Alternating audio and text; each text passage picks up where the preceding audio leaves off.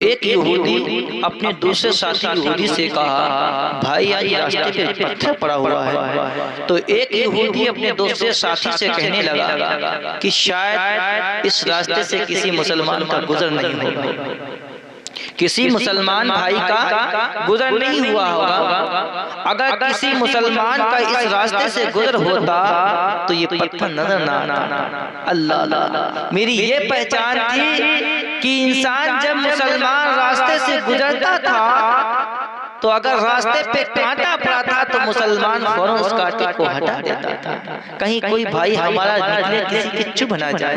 ये दर्द था, ये किरदार था, ये अखलाक था, ये उनका मिजाज था। मगर आज हमें कैसे पहचानते हैं? कल के यहूदी हमें किस अंदाज में पहचानते थे? कहते थे कि ये पत्थर इसलिए पड़ा है कि इस रास्ते से मुसलमान का गुजर नहीं हुआ है। और आज हमारी इस अंदाज की पहचान कि अगर जिस रास्ते पे गंदगी हो तो हमें इस अंदाज से पहचाना जाता है कि ये मुसलमान की गली होगी। अल्लाह अकबर। हज़रात, एक वक्त की बात, एक देश, एक मुल्क जिसे स्पेन कहते हैं, उस स्पेन के अंदर यहूदी रहते हैं। यहूदी एक बहुत बदबख्त कौम है। आज जो आप देख रहे हैं, जो सोशल मीडिया चलाते हैं, मोबाइल वगैरह देखते हैं, वो हालात का मुलाहिजा करते होंगे कि कितना फितन दौर गुजर रहा है, कितना जुल्म सितम के पहाड़ तोड़े जा रहे हैं। अल्लाह अकबर, ये मुसलमानों के दुश्मन होते हैं। तो स्पेन के अंदर यहूदी हैं और उसमें मुसलमान भी रहते थे। तो यहूदियों ने मुसलमान को चुन चुन करके एक एक करके बस्ती से, अपने शहर से, अपने देश से निकालना शुरू कर दिया, निकालना शुरू कर दिया। यहाँ तक कि काफी उनको भगाते रहे। चंद मुसलमान, तवज्जो के साथ समात कीजिएगा, चंद मुसलमान बाकी रह गए। यहूदियों ने उनको निकालना कोशिश किया मगर उन्होंने अपनी पहचान मिटा डाली। मुसलमानों ने अपने देश को, हर इंसान अपने देश से मोहब्बत करता है और करना भी चाहिए, क्योंकि अपने देश से मोहब्बत करना ये ईमान में शामिल है। तो उन मुसलमानों ने सोचा कि अगर हम अपनी पहचान जाहिर करेंगे तो ये यहूदी हमको भी निकाल देंगे। तो उन्होंने अपनी पहचान मिटा डाली। वो पहचान क्या थी? सर से टोपी उतार दी, चेहरे पे दाढ़ी थी, दाढ़ी हटा दी, लिबास पे जिस्म के ऊपर कुर्ते पैजामे पहनते थे वो हटा दिए और ऐसे लिबास में आ गए जैसे यहूदी रहते थे, उन्हीं के अंदाज में आ गए ताकि हमें पहचान ना सके। अल्लाह अकबर। अब वो रहते थे मगर कुछ लोगों ने कहा कि अब भी इस देश के अंदर मुसलमान रहते हैं। तो लोगों ने कहा कि उन्हें कैसे पहचाना जाए। तो यहूदियों में मीटिंग हुई और मीटिंग पास ये हुई कि चौराहे के ऊपर एक पानी का मटका रखा जाए और उसके करीब कुछ दूरी पर एक कोढ़ी इंसान को बिठा दिया जाए और फिर देखा जाए कि कौन मुसलमान है। तो ये मिशन पास हुई। उसके बाद चौराहे पे एक पानी भर के मटका रखा गया और एक और इंसान जो हाथों पैरों से माजूर था उसको लाया गया, मटके से कुछ दूरी पे उसे बिठा दिया गया। अब लोग उस रास्ते से गुजरते थे तो यहूदियों ने उस अपाहिज इंसान से कहा कि ऐ शख्स, तेरा काम यह है कि जब कोई इस रास्ते से गुजरे तो उससे ये कहना, ऐ भाई मुझे पानी पिला दे, ऐ मेरे भाई मुझे प्यास लगी है, मुझे पानी पिला दे, इतना काम तेरा है। हजरात, उन यहूदियों ने कहा, कुछ जासूसों को इख्तियार किया और कहा कि चारों तरफ छुप जाओ और देखते रहो कौन ऐसा काम करेगा। जासूस जानते किसे कहते हैं? जासूस जानते हैं, जासूस यानी एक दूसरे की खबर लेना छुप करके कि कैसा है। तो जासूस इर्द गिर्द चारों तरफ लगा दिए गए और चौराहे पे मटका रख दिया गया। एक अपाहिज इंसान को बिठा दिया गया, उसको आगाह कर दिया गया। अब जो राहगीर वहां से गुजरते थे उससे यही कहता था, ऐ भाई मुझे प्यास लगी, मुझे पानी पिला दे। अल्लाह अकबर। सुबह से शाम हो जाती है, लोगों का कतार की तरह निकलते जाते हैं मगर कोई उसको पानी नहीं पिला रहा है। जब शाम का वक्त करीब आता है तो अल्लाह अकबर, एक नौजवान का गुजर होता है। चेहरे के ऊपर ना तो दाढ़ी है, सर पर ना तो टोपी है, जिसम के ऊपर कोट और पैंट है। अल्लाह अकबर। उसके गले में टाई है। हर रात वो इंसान जब वो नौजवान गुजरता है उसके करीब से जब पहुंचता है तो वो बोल का इंसान कहता है, ए भाई, ए नौजवान भाई, मुझे प्यास लगी, मुझे पानी पिला दे। अल्लाह अकबर। जब उस नौजवान के कानों तक उस अपाहिज की आवाज पहुंचती है तो फौरन उसको उसके पैर रुक जाते हैं और मटके के करीब जाकर के पानी गिलास में नहाता है। नहाने के बाद उस अपाहिज इंसान को पिलाना शुरू कर देता है। अल्लाह अकबर। इतना करना था, अचानक जासूस निकल आते हैं जो छुपे हुए बैठे थे, फौरन निकल आते हैं और उस नौजवान को दबोच लेते हैं, यानी उसे पकड़ लेते हैं। और पकड़ने के बाद कहते हैं, ऐ नौजवान बता तेरा नाम क्या है, तेरा नाम क्या है? तो उस नौजवान ने जवाब दिया, मेरा नाम कृष्ण है, मेरा नाम कृष्ण है। हर रात कहने वाले ने कहा, उन यहूदियों ने कहा, उन जासूसों ने कहा, नहीं नहीं तेरा नाम कृष्ण नहीं है, तेरा नाम कुछ और है। उसने कहा नहीं मेरा नाम कृष्ण ही है। अब देखिए उसको ले जाया गया। ले जाने के बाद तमाम तहकीकात की गई और तहकीकात करने के बाद पूरा मुकम्मल जब पता पूछा गया तो पता ये चला हकीकत में वो मुसलमान ही था। सुभान अल्लाह। हकीकत में वो मुसलमान था। अब देखिए उस मुसलमान ने उन यहूदियों से कहना शुरू किया, ऐ लोगों तुमने मुझे कैसे पहचान लिया? ना तो मेरे सर पर टोपी थी, ना तो मेरे चेहरे पे दाढ़ी थी, ना तो मेरे हाथ में तस्बीह थी, ना तो मेरे बगल में मुसल्ला था, ना तो मेरे जिस्म के ऊपर कुर्ता पैजामा था। तुमने कैसे पहचान लिया कि मैं मुसलमान हूँ? अल्लाह अकबर। ऐ मेरे मिल्लत के नौजवानों, हम अपने आप की पहचान बताते हैं कि कल के लोग जो थे हमारी कल की पहचान क्या होती थी, किस अंदाज में हमें पहचानते थे और आज हमारी पहचान क्या हो गई है। अल्लाह अकबर। उन मुसलमान भाई ने कहा, ऐ यहूदियों तुमने मुझे कैसे पहचान लिया है? हज़रात उन यहूदियों ने कहा, मैंने तौरात के अंदर पढ़ा है, यानी तौरात आसमानी किताब है। यहूदियों ने कहा मैंने तौरात में पढ़ा है कि आप उस समय में यानी नबी की उम्मत में जो इंसान, मैंने तौरात के अंदर पढ़ा हुआ है कि एक नबी की उम्मत में ऐसे ऐसे बरगज़ीदे बंदे होंगे, नबी की उम्मत के लोग जो होंगे, मोहम्मद अरबी के जो उम्मती होंगे। अल्लाह अकबर। उसने कहा मैंने पहचाना है कि एक वक्त ऐसा आएगा, मोहम्मद अरबी का जमाना आएगा, उनकी उम्मत का जमाना आएगा और उनकी उम्मत जब किसी गरीब इंसान, कभी परेशान इंसान अगर परेशानी में मुब्तला है और पानी पिला देगा तो उस यहूदी ने कहा कि मैंने इसलिए पहचान लिया है कि जो कोई इंसान को पानी पिला दे कोई आम इंसान नहीं हो सकता है, वो मोहम्मद अरबी का गुलाम ही हो सकता है। सुभान अल्लाह। वो कोई आम इंसान नहीं हो सकता है, वो मोहम्मद अरबी का गुलाम ही हो सकता है। सुभान अल्लाह। अल्लाह अल्लाह। ये पहचान हमारी थी, ये हमारे अखलाक से, हमारे किरदार से पहचाना जाता था कि आज हमारा किरदार क्या है, आज हमारा अखलाक क्या है। हम खड़े खड़े पानी पीते हैं, रास्ते पे कांटा पड़ा है तो पड़ा रहने दीजिए, पत्थर पड़ा है तो पड़ा रहने दीजिए। अल्लाह अकबर। पड़ोसी भूखा सो रहा है, सोने दीजिए। अल्लाह अकबर। आज हमारी इस तरीके से पहचान हो गई है, इसीलिए आज हम उस मुसीबत में मुब्तला नजर आते हैं। मेरे आका फरमाते हैं जब इंसानों के अंदर गुनाह कम हो जाएंगे तो अल्लाह जालिम बादशाह को मुसल्लत कर देगा।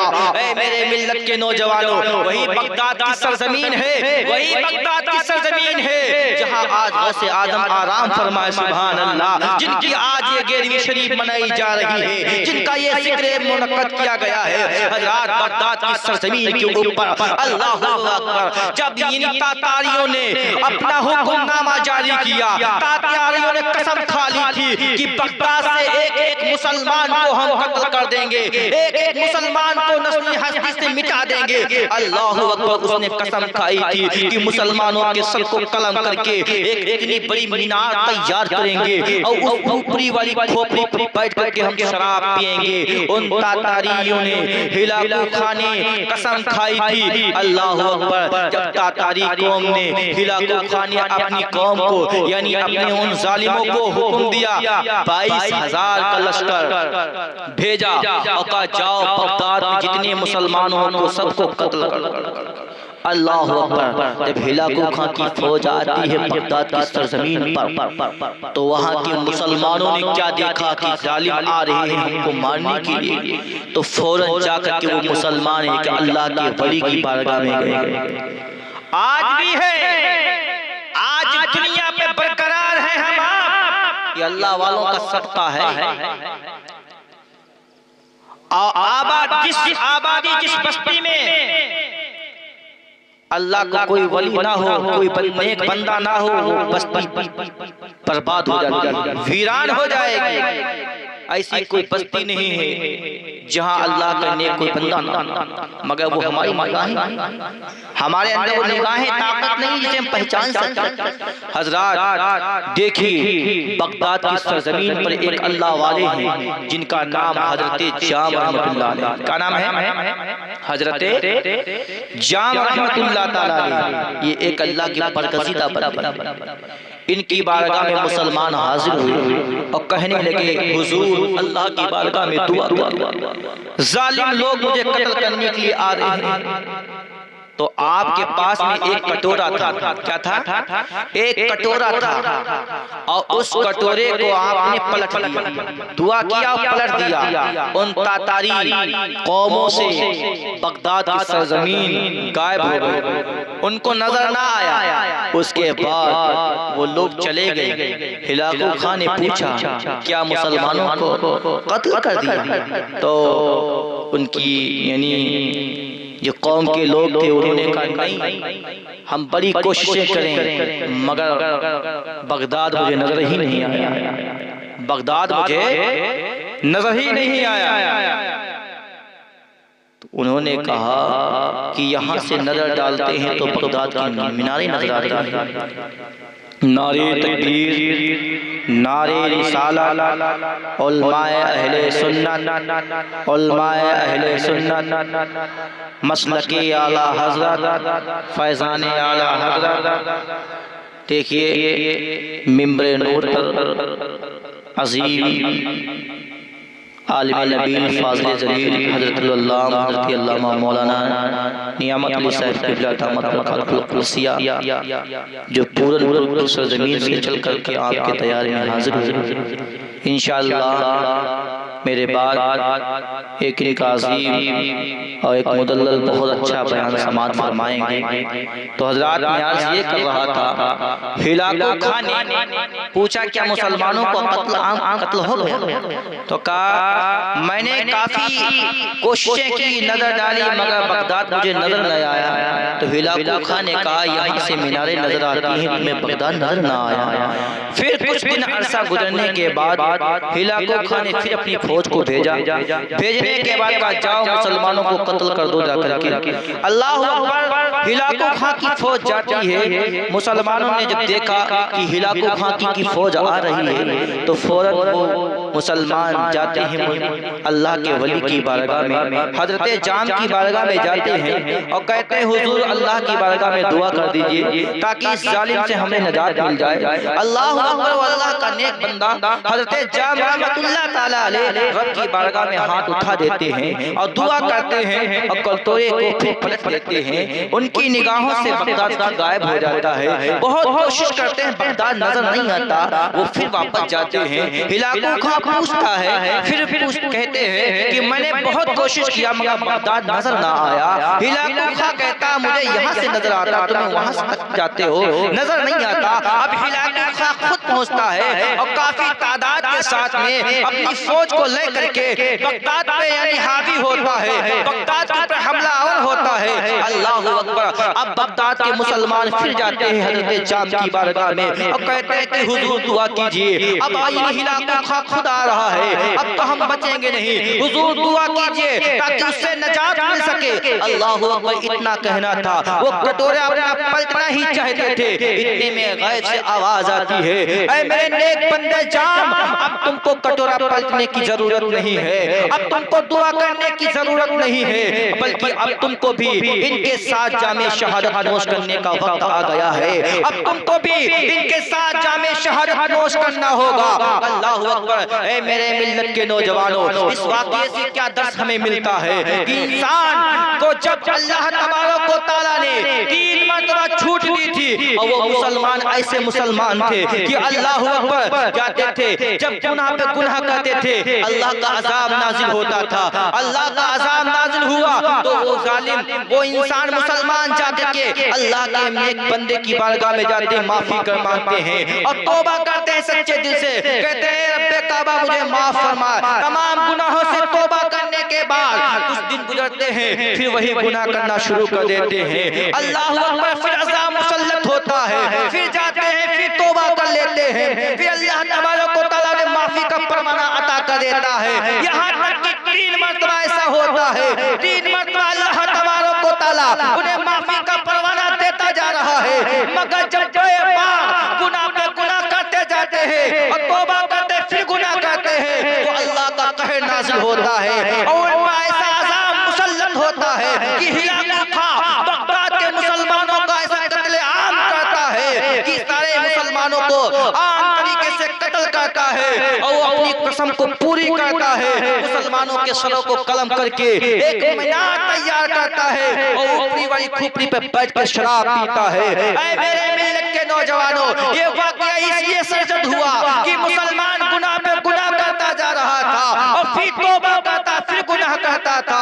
ऐ मेरे मिल्लत के नौजवानों, वो इंसान की वो नहीं मकबूलियत नहीं हासिल हो सकती है कि इंसान गुनाह करे फिर तौबा कर ले और फिर गुनाह करे फिर तौबा करे। मेरे आका फरमाते हैं कि इंसान अगर सच्चे दिल से जिस दिन वो गुनाहों से तौबा कर लेगा अल्लाह ताला सारे गुनाहों को माफ करके नेकी में तब्दील कर देगा। सुभान अल्लाह। अज़ीज़ाने मिल्लत इस्लामिया, ये मुक़द्दस महफिल इसलिए सजाई गई है ताकि ये वाक़ियात आपके सामने रखे गए हैं ताकि आपको इबरत हासिल हो जाए, सबक हासिल हो जाए और अपने गुनाहों से सच्चे दिल से तौबा कर लो और आइंदा भी अहद कर लो कि ऐ रब्बे काबा अब मैं कभी भी इस गुनाहों के करीब नहीं जाऊंगा और जो भी करूंगा नेक काम करूंगा और जो काम करूंगा अल्लाह की रिजा के खातिर करूंगा। सुभान अल्लाह। इंशाअल्लाह तुम्हारी दुनिया भी समझ जाएगी और आखिरत भी समझ जाएगी। अज़ीज़ाने मिल्लत इस्लामिया, इस मुक़द्दस महफिल से ये सबक हासिल कीजिएगा। अल्लाह तबारक व तआला की बारगाह में दुआ है मौला करीम हम सबको सही मानों में सही तरीके से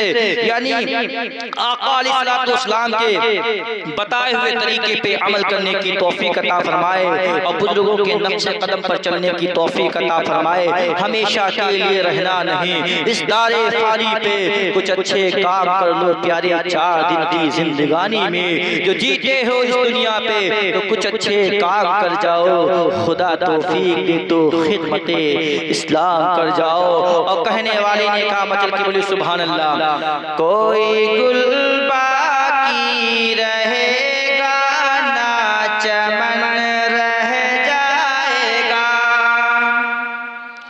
कोई गुल बाकी रहेगा ना चमन रह जाएगा, कोई गुल बाकी रहेगा ना चमन रह जाएगा,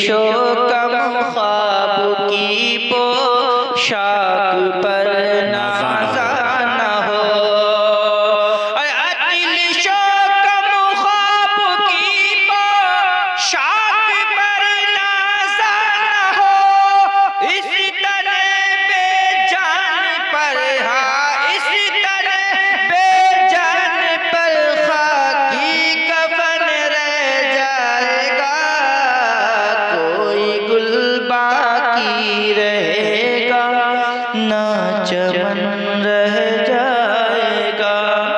अल्लाह तबारक व तआला कुरान मुक़द्दस के अंदर इरशाद फरमाता है, अल्लाह इन्ना औलिया अल्लाह ला खौफुन अलैहिम वला हुम यहज़नून, बेशक अल्लाह के वलियों को ना कोई खौफ होता है ना किसी चीज़ का गम होता है।